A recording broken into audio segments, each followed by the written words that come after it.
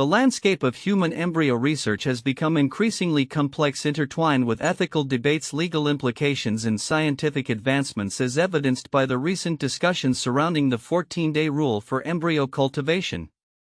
This rule, which has governed the limits of embryo development in laboratory settings, is now under scrutiny as scientists push the boundaries of what is possible in understanding early human life. In the wake of significant political events, including the Supreme Court's decision in Dobbs v. Jackson Women's Health Organization, an array of ramifications has emerged for reproductive rights and embryonic research. The ruling highlighted the contentious nature of potential life, a phrase that resonates throughout the ongoing debates regarding the status of embryos. The implications have been profound, prompting states to grapple with the legal definitions of life and personhood, particularly in contexts like in vitro fertilization (IVF). Anna Louie Sussman, a journalist with a personal stake in this issue, recounts her journey through IVF, emphasizing the emotional and ethical weight of being responsible for multiple embryos. The conundrum of what to do with surplus embryos resonates with many couples who have undergone similar experiences, raising critical questions about the treatment of these early-stage entities. As Sussman notes, these embryos represent a crossroads of scientific inquiry and personal decision-making, often without clear guidance from legal or ethical frameworks. The scientific community has long adhered to the 14-day rule, which prohibits the culture of human embryos beyond this period due to both biological considerations and the potential for ethical dilemmas. Historically, this cutoff point was deemed significant because it marks a stage in development where an embryo can no longer split into identical twins.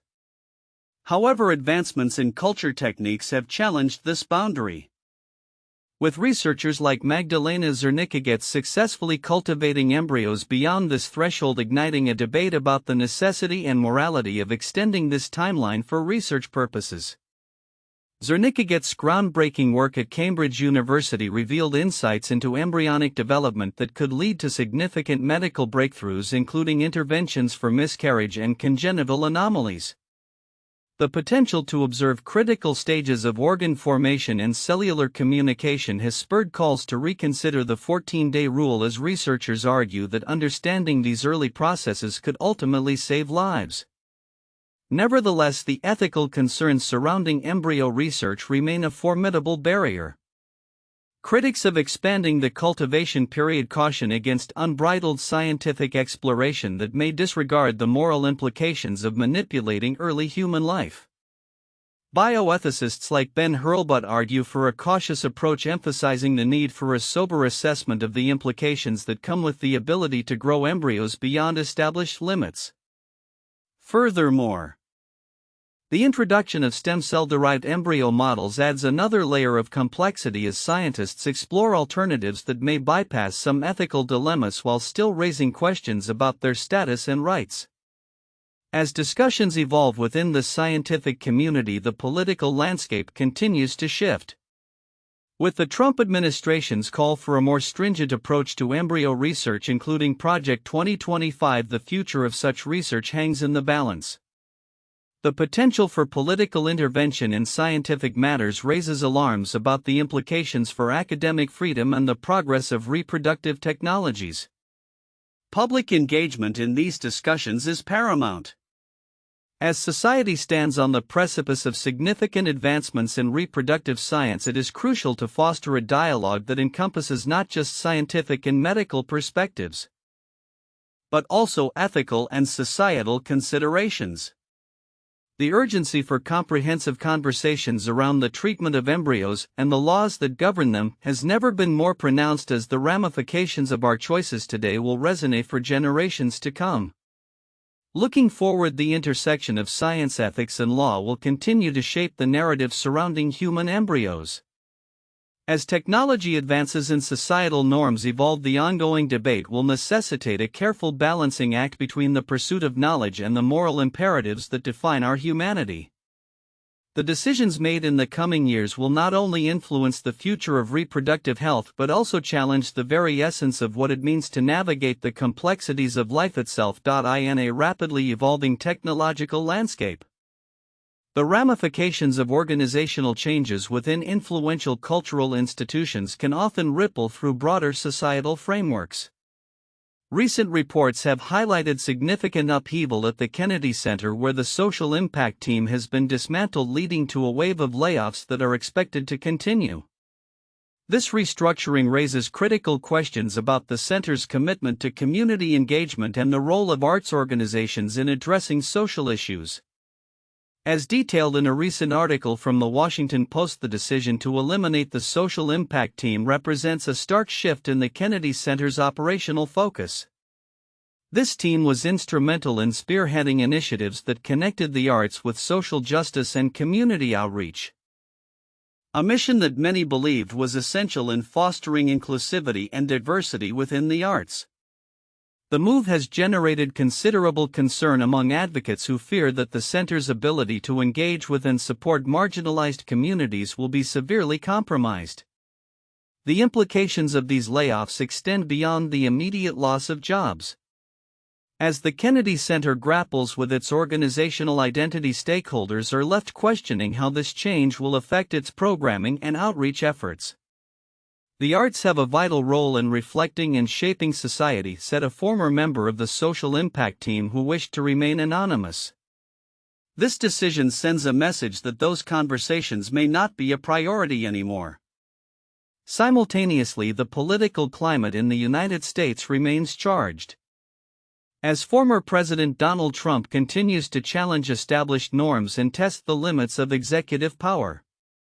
An article from The Washington Post discusses how Trump's actions and rhetoric are reshaping political discourse, pushing boundaries that many thought were firmly established. Analysts point out that this behavior not only influences current political dynamics but also sets a precedent for future governance. In another development, leading senators are seeking an expedited review of communications among Trump officials via the encrypted messaging app Signal. This request indicates a growing urgency to address concerns related to transparency and accountability in governmental operations, particularly as they pertain to the flow of information during a tumultuous political period. Meanwhile, the technology sector continues to innovate, as evidenced by a recent review that tested the efficacy of various AI tools in drafting complex emails. The findings suggest that while AI can significantly enhance productivity, the quality of output varies considerably across different platforms, with one tool standing out as notably superior. This highlights the ongoing integration of AI into everyday tasks, showcasing its potential to transform professional communication. As institutions like the Kennedy Center reassess their priorities amidst these changes, and as political figures navigate the evolving landscape of governance, the intersection of technology, arts, and politics remains a crucial area of observation. The future will likely bring further developments that challenge existing frameworks, compelling organizations and individuals alike to adapt and respond to a rapidly changing world. Whether these shifts will yield positive outcomes or exacerbate existing challenges remains to be seen, but the conversation is far from over. In the rapidly evolving landscape of corporate governance and economic dynamics, major developments have emerged from several prominent companies, signaling shifts in strategy and market positioning that could have lasting implications. Phillips 66's recent move to propose new board members amid a contentious battle with investor Elliott Management, alongside Dollar Tree's decision to divest its Family Dollar business for $1 billion, highlights significant trends in both corporate strategy and market competition. Meanwhile, Wall Street's performance raises questions about the future of economic growth in New York City as the financial sector grapples with potential peaks in bonus distributions. Phillips 66 has taken a bold step in addressing ongoing tensions with Elliott Management, which has been pushing for changes in the company's governance structure. The proposed board members are seen as a strategic move to align the company's leadership with shareholder interests while enhancing operational efficiency. Our goal is to ensure that Phillips 66 remains a leader in the energy sector, and that starts with strong independent governance, stated a company representative. This initiative comes at a time when energy companies are facing increasing scrutiny over their environmental policies and business strategies, making effective governance more crucial than ever. In a parallel narrative, Dollar Tree's announcement to sell its Family Dollar segment for $1 billion marks a significant strategic pivot aimed at strengthening its core business. This move is expected to provide Dollar Tree with the capital necessary to enhance its retail operations and improve customer offerings. Analysts note that this decision reflects a broader trend where retail giants are re-evaluating their portfolios in response to shifting consumer preferences and competitive pressures. Divesting Family Dollar allows us to focus on the Dollar Tree brand, which has seen consistent growth in customer loyalty, commented a spokesperson for the company. The transaction is anticipated to close in the coming months, potentially reshaping the competitive landscape within the discount retail sector. In the financial sector, Wall Street bonuses have played a pivotal role in bolstering New York's economy, particularly through 2024. With reports indicating record-high bonuses, concerns are surfacing about whether this trend has reached its zenith. The bonuses have been a significant driver of consumer spending in the city, impacting everything from real estate to dining, noted a financial analyst. However, as the market begins to show signs of stabilization, questions about sustainability and future growth loom large.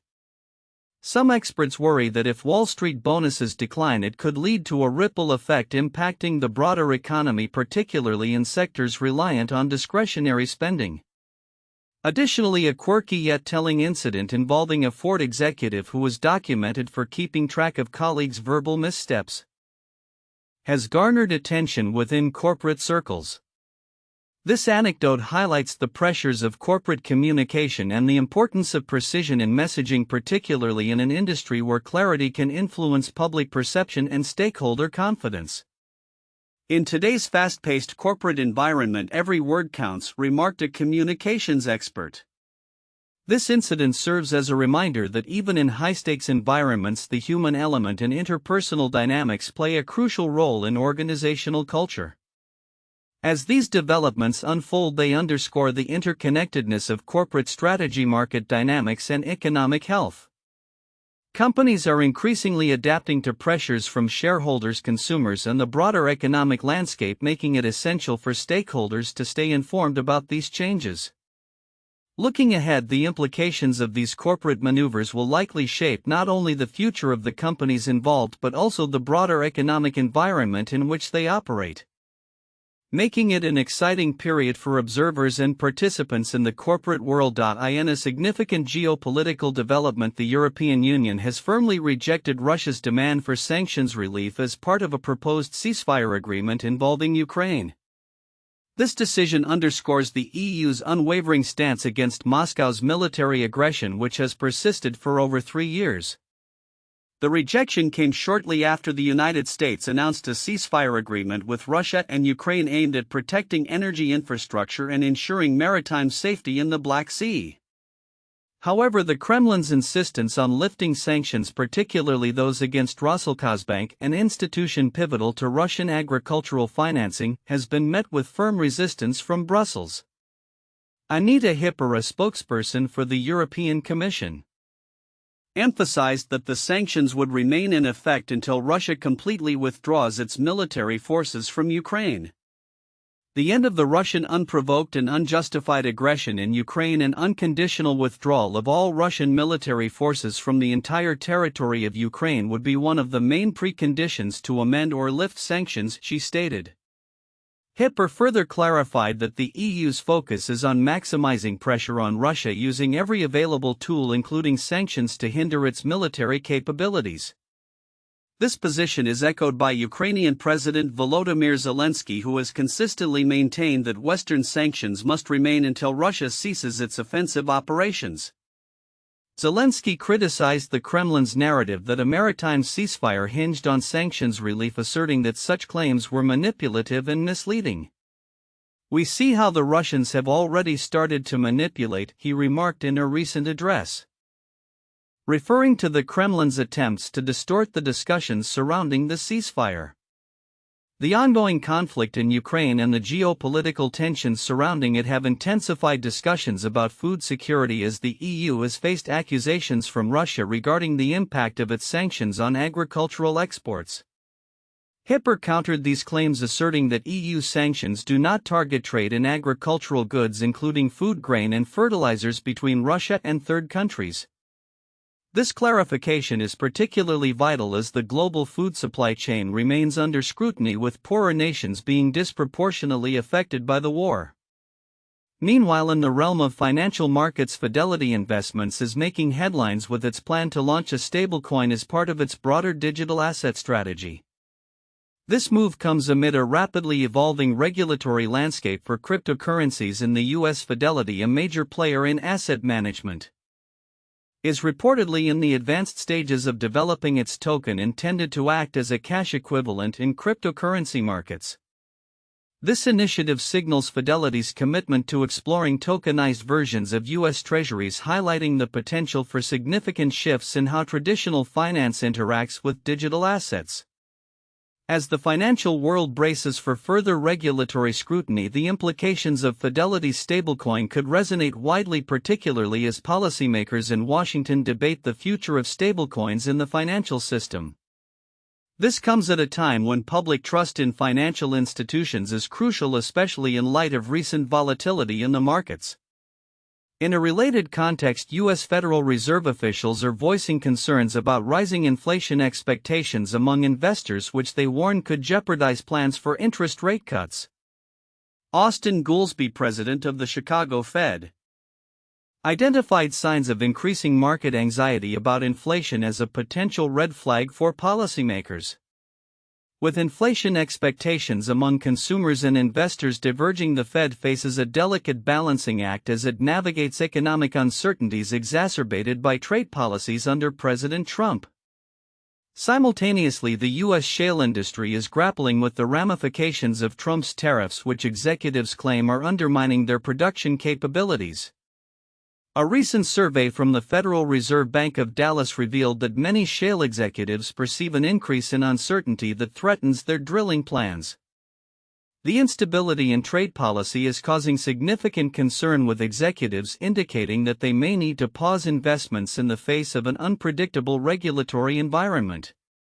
As the geopolitical landscape continues to shift and the economic implications of policy decisions unfold both in Europe and the U.S., the coming months are likely to be critical in determining the trajectory of sanctions, financial regulations, and energy production. Stakeholders across sectors will be watching closely as developments unfold, anticipating the potential for either progress or further entrenchment in existing conflicts and economic challenges. In a tragic incident that underscores the complexities and dangers of military training, 4 U.S. soldiers lost their lives in Lithuania while conducting scheduled tactical exercises. NATO Secretary-General Mark Rutte confirmed the fatalities during a visit to Warsaw, highlighting the somber nature of the news that broke as he addressed reporters. Although details are still emerging, the U.S. Army has indicated that a vehicle operated by the soldiers was discovered submerged in water, prompting an extensive search and rescue operation. The soldiers were reportedly training at the General Silvestras Žukauskas training ground in Pobrade, a location less than 10 kilometers from the Belarusian border. The Lithuanian military noted that the search for the missing troops began after they were reported missing on Tuesday afternoon. A statement from the U.S. Army's Europe and Africa Public Affairs Office confirmed the ongoing rescue efforts, stating a possible scene has now been identified and a search and rescue operation is underway. As the investigation unfolds, further details will be disclosed as they become available. Lithuania, alongside its Baltic neighbors Latvia and Estonia, has maintained a wary relationship with Russia, particularly since the latter's invasion of Ukraine in 2022. The Lithuanian President Gitanas Nausėda has emerged as a vocal supporter of Ukraine, reflecting the broader geopolitical tensions in the region. This incident not only casts a shadow over military operations but also raises questions about the safety protocols in place during such exercises, especially in areas with heightened tensions. The unfortunate deaths of these soldiers serve as a stark reminder of the risks inherent in military training, particularly in proximity to geopolitical hotspots. As NATO and its member states navigate their security strategies in Eastern Europe, the loss of life underscores the need for rigorous safety measures and the importance of maintaining operational readiness in a complex and evolving landscape. Moving forward, it will be crucial for military officials to assess the circumstances surrounding this incident to prevent future tragedies. The implications of this tragedy may also resonate beyond the immediate military community, prompting discussions about the broader context of military engagement in volatile regions. As investigations continue, the focus will likely shift to how NATO and its allies can enhance safety protocols and ensure that training exercises do not come at such a tragic cost. In the heart of Clark's Summit, Pennsylvania. A significant transformation is on the horizon for the former Clark's Summit University property, which has been a beacon of education for decades. The site, now under consideration for a new chapter as the Abington Center for Education, aims to revive its legacy by focusing on a multifaceted approach to educational, emotional, recreational, and religious development.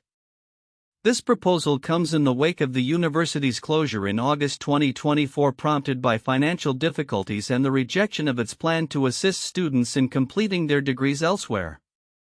The application for the Abington Center, submitted by Kalman Katz of Jackson, New Jersey, seeks a special exemption zoning permit to allow overnight accommodations for faculty, students, and guests.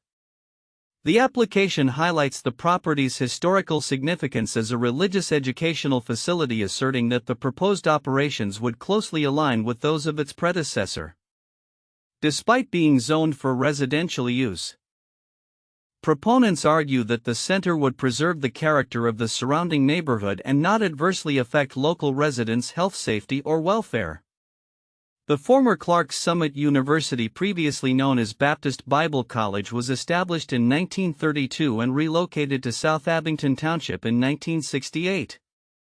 The institution underwent several name changes over the decades, ultimately becoming Clark's Summit University in 2016.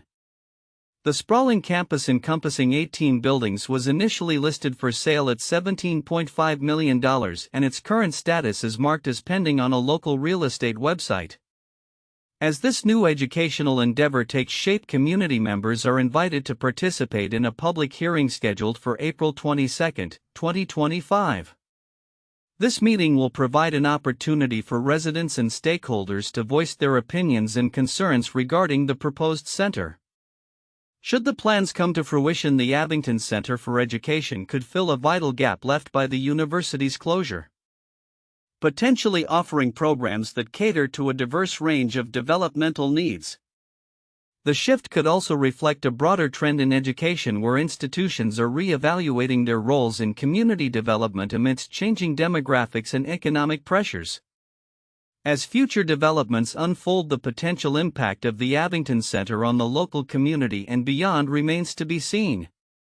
If successful, it may serve as a model for similar institutions grappling with financial challenges and seeking to adapt to the evolving landscape of education and community engagement.